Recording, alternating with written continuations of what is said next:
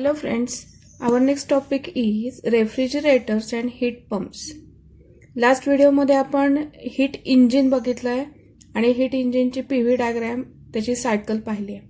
ह्या व्हिडिओमध्ये किंवा ह्या आर्टिकलमध्ये आपण काय बघणार आहे, रेफ्रिजरेटर्स म्हणजे काय, जे घरामध्ये आपल्या रेफ्रिजरेटर्स आहेत त्यांची टेक्नॉलॉजी काय असते, हीट म्हणजे त्याची थर्मोडायनामिक्स काय आहे हे आपण ह्या टॉपिकमध्ये शिकणार आहोत.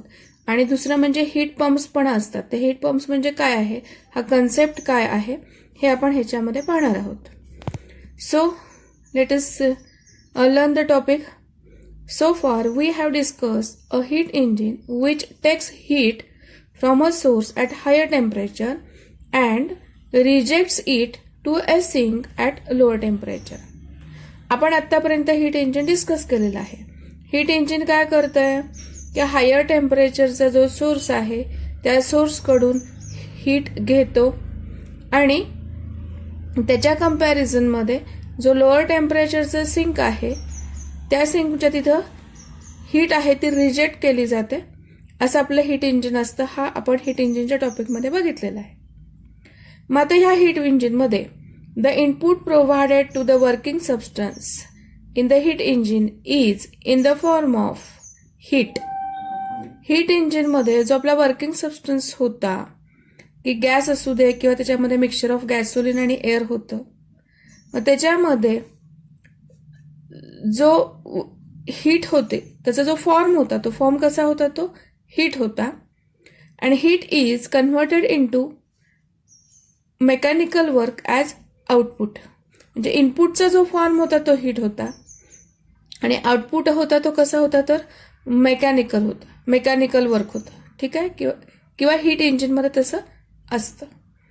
आता फिगर 4.20 म्हणजे एनर्जी, हीट इंजिनचा एनर्जी फ्लो बघा इथे, हे मग तसं इथे मेन्शन केलेलं आहे. दॅट फिगर शोज धिस म्हणजे इंजिनचा, हीट इंजिनचं in the form of an energy flow diagram. मग आता जो आपला मेन टॉपिक आहे रेफ्रिजरेटर्स. तर refrigerators and heat pumps are heat engines that work in background direction or backward direction.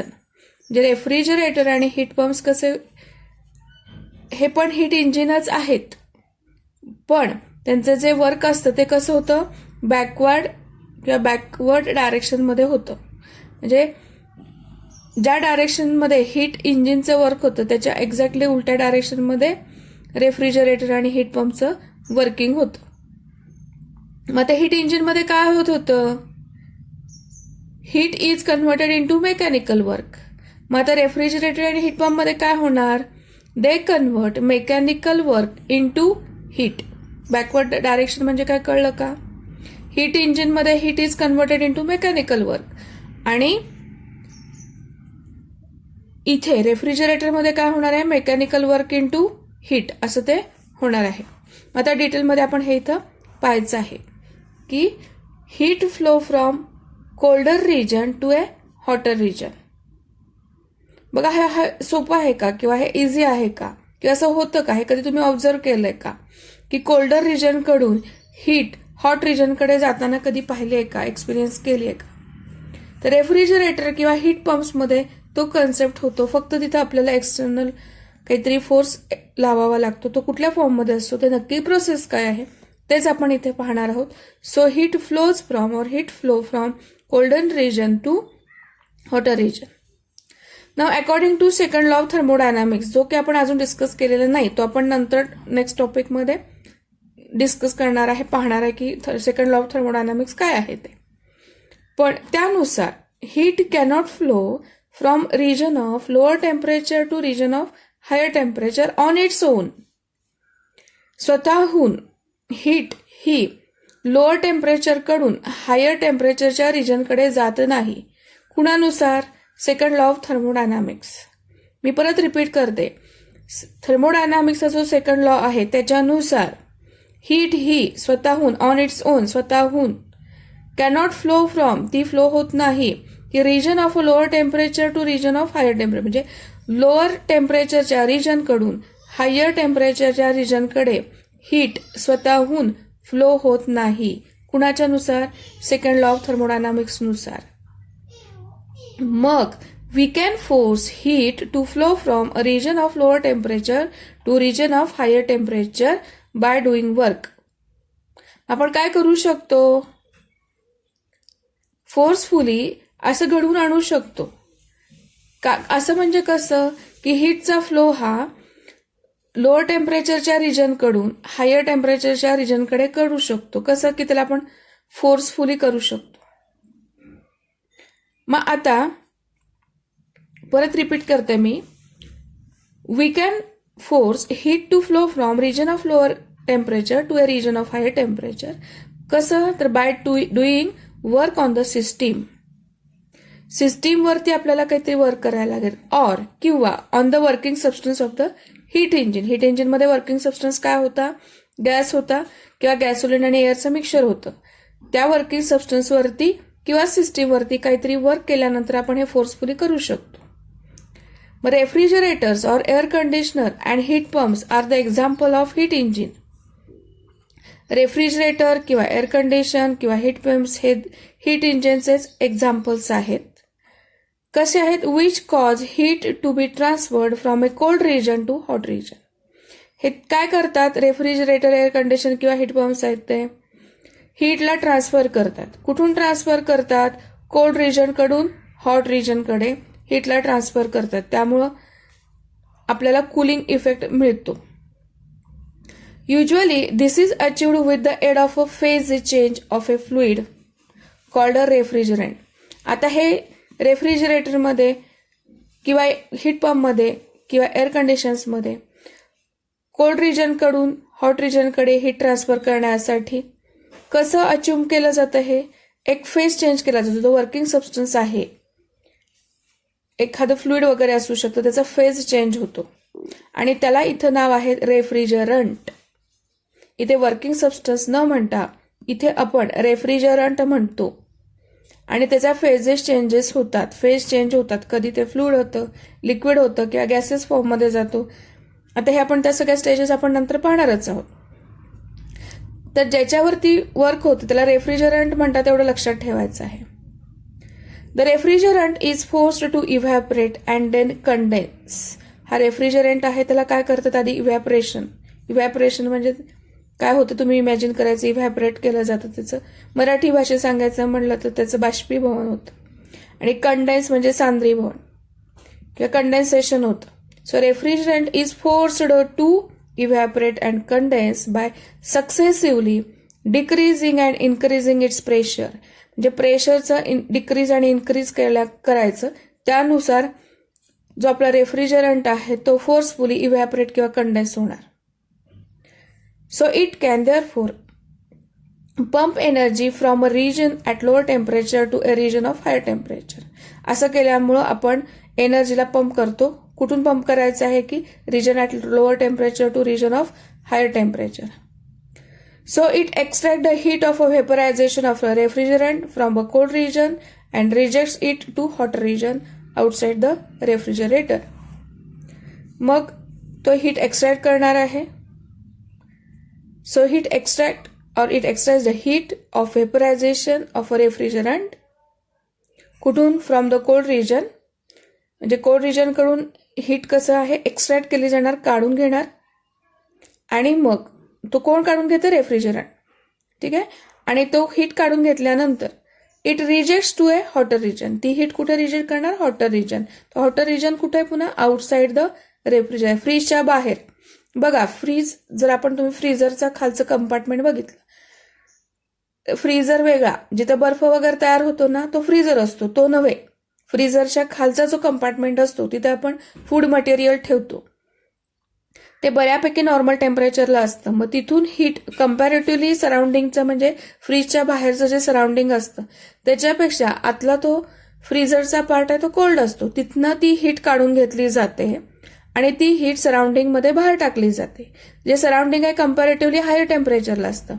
तीच प्रोसेस इथं एक्सप्लेन केलेली आहे. आपला जो रेफ्रिजरंट आहे, it extracts the heat of a vaporization of the refrigerant from the cold region and rejects the heat to the hotter region which is outside the refrigerator, असं तिचा ह्या वाक्य अगदी थोडक्यात सांगितलेलं आहे. फ्रीजरचं एक्झाम्पल देऊन मी एक्सप्लेन करायचा प्रयत्न केलेला आहे. ठीक आहे.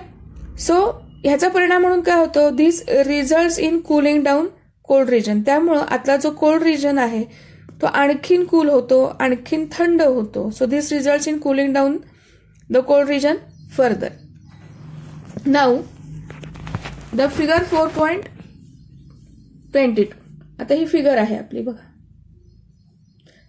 ती काय दाखवते, schematic diagram of a transferring heat from a cold region to hot region. हा आहे तो हॉट रिजन आहे, हा आहे तो कोल्ड रिजन आहे. रेड कलर आहे, ऑरेंज कलर आहे, जो नेहमी आपण हॉटनेससाठी यूज करतो. व्हायलेट किंवा ब्लू कलर असतो तो कोल्ड रिजनसाठी असतो. मग आता इथे हा रेफ्रिजरंट आहे, तो असा फ्लो होतोय कोल्ड रिजन कडून. ठीक आहे. मग आता इथे नोटीस करायचंय, work done is equal to compression and forced condensation heat rejection. Cold रिजनमध्ये हीट रिजेक्ट केली जाते आणि हॉट रिजनमध्ये. आणि कोल्ड रिजनमध्ये काय होतं, एक्सपान्शन आणि फोर्स्ड वेपरायझेशन. इथं वेपरायझेशन आहे, हीट ऍब्सॉर्ब केली जाते. इथे हीट ऍब्सॉर्ब केली जाते आणि तिकडे रिजेक्ट केली जाते. त्यामुळे हा पार्ट जो आहे तो आणखीन कूल होतो आणि इकडे हीट रिजेक्ट केली जाते. ह्याच्या कम्पॅरिझनमध्ये ह्याचं टेम्परेचर जास्त असतं आणि ह्या कंपार्टमेंटचं टेम्परेचर कमी असतं. ही ब्लॉक डायग्राम आहे. अगदी थोडक्यात हीटच्या फ्लोचं ट्रान्सफरिंग फक्त दाखवलंय कसं होतं ते कोल्ड आणि हॉट रिजनकडे. ठीक आहे. आणि ह्याचं एक्सप्लेनेशन इथे ह्या पॅराग्राफमध्ये दिलेलं आहे, बघायचं आपण. So, the figure 4.22 shows the concept of transferring heat from a cold region to a hot region in a schematic way. Heat from the cold region is carried out to the hot region by the refrigerant. Refrigerant कडून heat काय केली जाते, cold region कडून घेतली जाते आणि hot region मध्ये टाकली जाते. It extract heat from a cold region due to forced evaporation. The heat of the vaporization or evaporation of the refrigerant thus absorbed, जी काही absorb केलेली आहे, is rejected by compressing and condensing it into liquid at a higher temperature. आता हे तसं वाक्य आहे ते बरंच मोठं पण आणि कॉम्प्लेक्स आहे आणि टोटल सिस्टीमचं जे वर्किंग आहे त्याचं सगळं ॲब्स्ट्रॅक्ट हे ह्या सेंटेन्सेसमध्ये दिलेलं आहे. बघा, heat of evaporation of the refrigerant. Refrigerant evaporate होतोय, त्याची जी हीट आहे तर ती हीट ऍब्सॉर्ब केलेली आहे रेफ्रिजरंटनं आणि ती काय केलेली आहे, पुन्हा रेफ्रिजरंटनं तीच हीट रिजेक्ट केलेली आहे. रिजेक्ट करताना कॉम्प्रेशन होतंय, कंडेन्सेशन पण होतंय. कंडेन्स झाल्यानंतर त्याची फेज चेंज होते लिक्विडमध्ये आणि हीट रिजेक्ट कुठं केली जाते की अशा रिझर्व्हायर की ज्याचं टेम्परेचर हायर टेम्परेचर आहे. त्याचं सेंटेन्स हे कॉम्प्लेक्स आहे, त्याचा अर्थ समजून घ्यावा लागेल वेळ काढून. तेवढा प्लीज वेळ काढा आणि समजून घ्या याचा अर्थ. आणि काही शंका असेल तर परत तुम्ही विचारू शकता. So all this processes is carried out in a mechanism involving a compressor and close tubing such as seen at the back of the household refrigerator. जर म्हणजे आत्ताचे जे अलीकडचे काही रेफ्रिजरेटर्स आहेत त्यांच्या पाठीमागे अशी ब्लॅक कलरची जाळी नसते, पण पूर्वीचे जर का तुम्ही जुन्या प्रकारचे जर का फ्रीज बघितले त्याच्या पाठीमागे काळी अशी एक ग्रिल असायची, जाळी म्हणतात त्याला मराठीत, की ती गरम असते नेहमी, तिथून हीट बाहेर पडते सराउंडिंगमध्ये.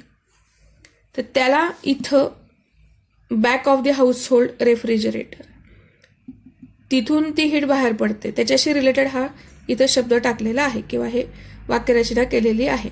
त्यामुळे मी परत रिपीट करते, ही जी प्रोसेस आहे, all this process is carried out in a mechanism. एक प्रकारचं मेकॅनिझम आहे की ज्याच्यामध्ये कॉम्प्रेसर असतो की कॉम्प्रेस करतो एअर वगैरे जे काय असेल तर आपला रेफ्रिजरंट असतो त्याचं, आणि एक क्लोज ट्यूबिंग असतं की जे फ्रीजच्या आतल्या पार्टमधनं बाहेरच्या पार्टमध्ये सुद्धा ते ट्यूबिंग म्हणजे पाईपलाईनिंग असतं, त्याच्या आतमध्ये आपला रेफ्रिजरंट फिरत असतो. कधी कधी त्याची लिक्विड फेज असते, कधी कधी त्याची गॅसियस फेज असते आणि तो सर्क्युलेट होतो आणि सर्क्युलेट होताना एकीकडून कोल्ड रिजनकडनं हीट एक्स्ट्रॅक्ट करतो आणि कम्पॅरेटिव्हली हॉट रिजनमध्ये हीट रिजेक्ट करतो. आणि हे जिथे रिजेक्ट करतो तो म्हणजे आपला रेफ्रिजरेटरचा बॅक पार्ट असतो, की तिथे काळी जाळी असते. ठीक आहे. आता पर्टिक्युलर रेफ्रिजरेटर म्हणजे काय तर आणखीन डिटेलमध्ये आपण पाहतोय. ठीक आहे. आता इथं आपण काय बघितलंय, हीटचा flow cold region to hot region असं ह्या टॉपिकचं नाव होतं आणि तेवढंच आपण इथे हीटचा फ्लो बघितलाय. आता इथे रेफ्रिजरेटर ऍक्च्युअल बघा, इथं पण पुन्हा आता आधी डायग्राम आपण बघूया. रेफ्रिजरेटरची सिमॅटिक डायग्राम आहे. इथं कलर बघायचा आहे, व्हायोलेट कलर आहे. ते इव्हॅपोरेटर कॉईल आहे. ठीक आहे. ही कुठं असते, इनसाइड द रेफ्रिजरेटर. आपला फ्रीज आहे ना त्याच्या आतमध्ये ही असते, आपल्याला दिसत पण नाही. आता ते फ्रीजरचं डिझायनिंग इतकं सुंदर आणि डेकोरेटिव्ह केलेलं असतं की ही ट्यूब आहे, ह्याच्यातनं आपलं रेफ्रिजरंट फिरतोय वगैरे आपल्याला कळत पण नाही. ठीक आहे. आणि ह्याच्यातून इथून फूड मटेरियलमधनं हीट एक्स्ट्रॅक्ट केली जाते. आता इथे एक्सपान्शन व्हॉल्व वगैरे असतो. ठीक आहे. इथं लो प्रेशरचा एक व्हॉल्व वगैरे असतो आणि इथून असं सर्क्युलेट होतं ह्याच्यातून. तर इथे डायग्राम पण दाखवले बघा, फ्लो कसा होतोय. या पद्धतीने असा फ्लो होतो. ठीक आहे. हा इकडचा हॉट रिजन आहे आणि त्या हॉट रिजनमध्ये इथे हाय प्रेशर असतं, इकडे कोल्ड लो प्रेशर असतं आणि असं आपलं सर्क्युलेट होतं. इथं कंडेन्सर असतो, कंडेन्सेशन वगैरे. रेफ्रिजरंट इथून पुन्हा पुढे जातो, एक्सपान्शन व्हॉल्व वगैरे ह्या सगळ्या प्रोसेसेस आहेत आणि अशा पद्धतीने इथून हीट एक्स्ट्रॅक्ट केली जाते, इथं रिजेक्ट केली जाते. पुन्हा हा हीट रिजेक्ट केल्यानंतर पुन्हा हा इकडे जातो, हीट एक्स्ट्रॅक्ट केली जाते आणि पुन्हा इथे हीट रिजेक्ट केली जाते. अशा पद्धतीने सर्क्युलेशन कंटिन्युअस चालू असतं आणि इथं हा आपला कॉम्प्रेसर आहे. ही डायग्राम खूप महत्वाची आहे, ही प्रॅक्टिस करायची ह्या डायग्रामची, नाही तर आपण त्याचं एक्सप्लेनेशन पाहायचंय. So refrigeration it is a process. Refrigeration is a process of cooling a space or a substance of a system and or to maintain its temperature below its ambient temperature. ambient temperature म्हणजे normal temperature असं त्याचा अर्थ तुम्ही घेऊ शकता. Normal टेम्परेचरच्या पेक्षा किंवा ठरलेलं काही एक ठराविक कमीत कमी तापमान आहे त्याच्यापेक्षा कमी टेम्परेचर मेंटेन करायचंय. कुणाचं टेम्परेचर मेंटेन करायचंय, एकतर सिस्टीमचं तरी किंवा सबस्टन्स आहे त्याचं किंवा स्पेस आहे, फ्रीजच्या आतली जागा आहे, स्पेस आहे, एकतर तिचं टेम्परेचर मेंटेन करायचंय, कमी करायचंय, किंवा फ्रीजमध्ये ठेवलेला सबस्टन्स त्याला आपण सिस्टीम पण म्हणू शकतो, त्याचं टेम्परेचर कमी अँबियंट टेम्परेचरपेक्षा कमी मेंटेन करायचं आहे. ते मेंटेन करण्याची आणि कुलिंग करायची जी प्रोसेस आहे त्या प्रोसेसला रेफ्रिजरेशन असं म्हणतात. त्यामुळे मी परत हीच डेफिनेशन म्हणू शकता तुम्ही, हे रिपीट करते बघा. Refrigeration is a process of cooling a space or a substance of a system and or to maintain its temperature below its ambient temperature. Simple words मध्ये refrigeration is a artificial cooling. Natural cooling नाहीये, आपण artificial cooling करतोय, काहीतरी मशिनरीजचा मेकॅनिक्सचा use करून, mechanical वर्कचा वगैरे काहीतरी use करून artificially cooling करतो रेफ्रिजरेशनमध्ये. आता रेफ्रिजरेटरचं वर्किंग इथं एक्सप्लेन केलेलं आहे. A refrigerator extract heat from a cold region, ठीक आहे, inside the chamber or the compartments and delivers that heat to the surrounding which is at the atmosphere. Heat इथे deliver केली जाते. Thus further cooling and the cold region. बघा, refrigerator extract heat from a cold region. Cold region कुठे आहे, inside the chamber or the compartment. Heat extract केली and delivers it to the surrounding, thus further cooling the cold region. त्यामुळे cold region आहे तो आणखीन cool होत राहतो. That is the reason why if you place your hand behind the working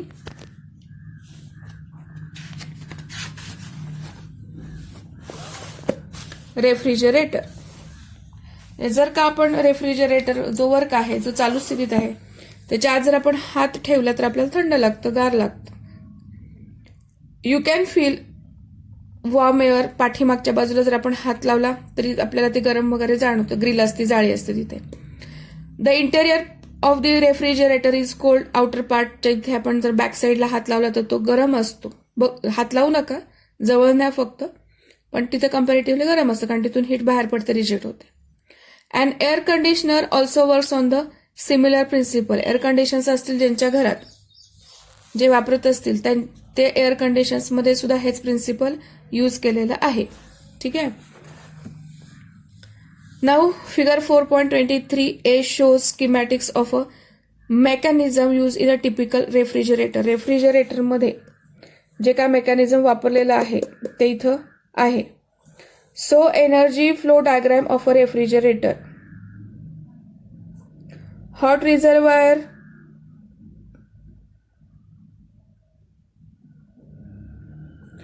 cold reservoir TC TH.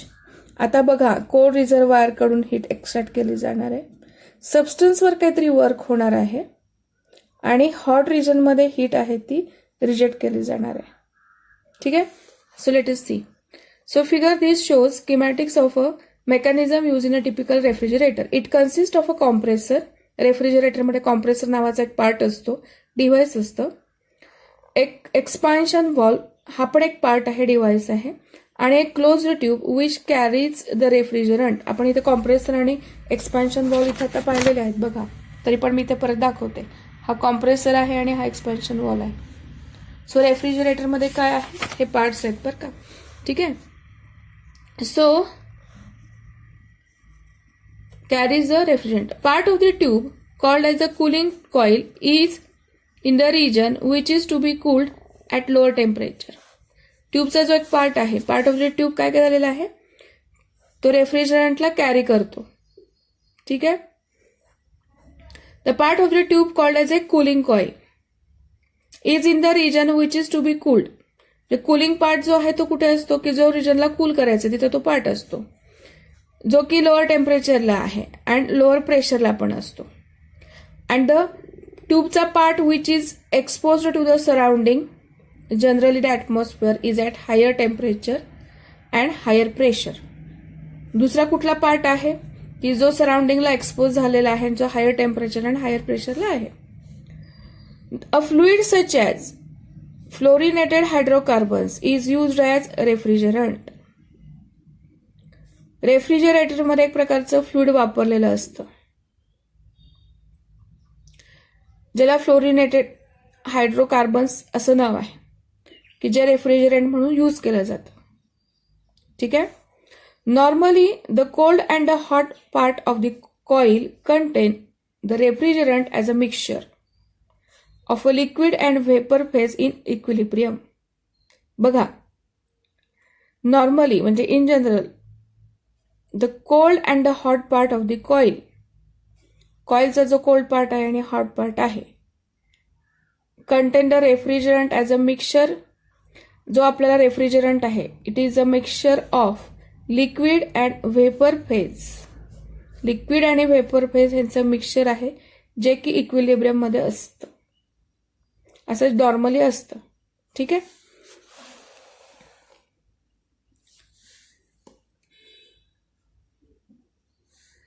The figure shows energy flow diagram of the refrigerator. As you can see, मगाशी आपण हे बघितलेलं आहे. The heat extracted from a cold reservoir is supplemented by the mechanical work done. और कुणावरती आहे तर on the refrigerant. कुणी झालंय, कुणी केलंय, by the compressor. And the total energy is rejected at the hot reservoir. आता ही डायग्राम काय दाखवती आहे, energy flow diagram of a refrigerator. ठीक आहे.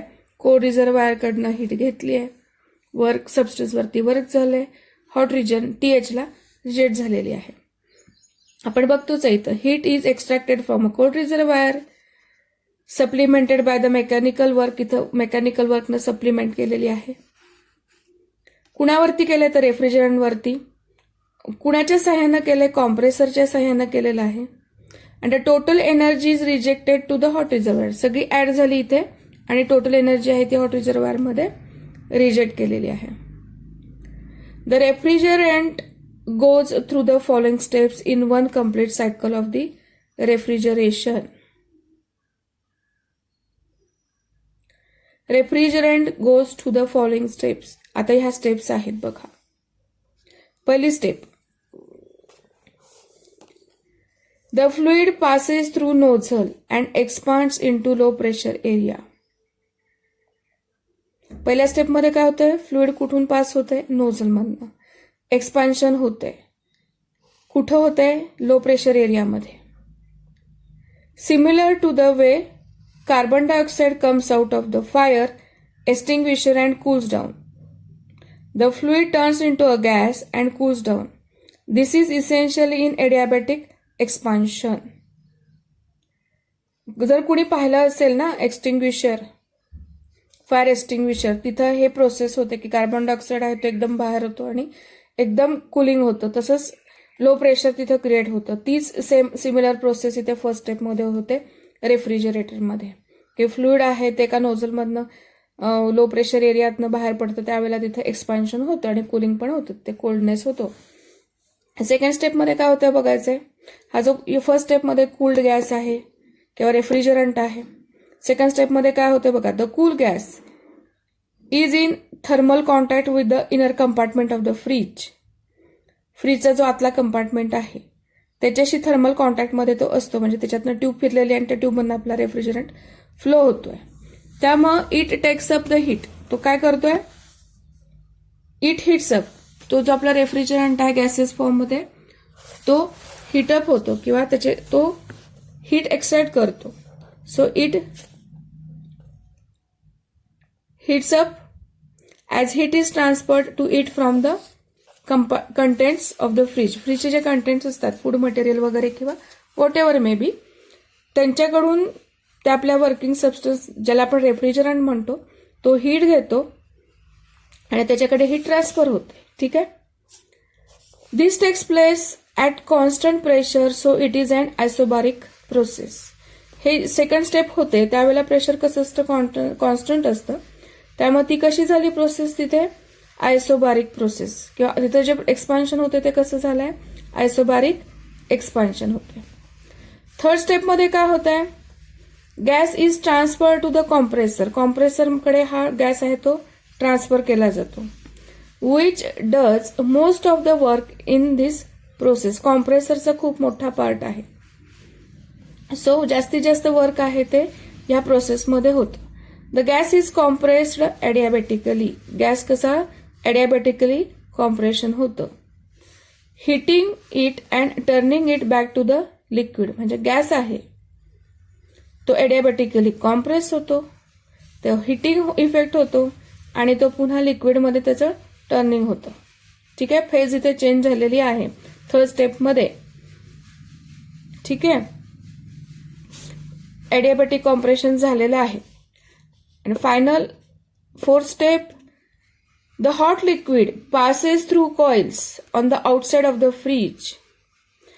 फ्रीजच्या पाठीमागच्या बाजूला आउटसाइडला जी कॉइल असते त्याच्यातून ते हॉट लिक्विड पास होतं आणि ते ज्यावेळेला पास होत असतं त्याची जी हीट आहे त्याच्यातली heat is transferred to the atmosphere. ॲटमॉस्फिअरमध्ये ती हीट ट्रान्सफर केली जाते आणि this is an isobaric compression process. त्यावेळची प्रोसेस कशी आहे तर आयसोबारिक कॉम्प्रेशन होतं.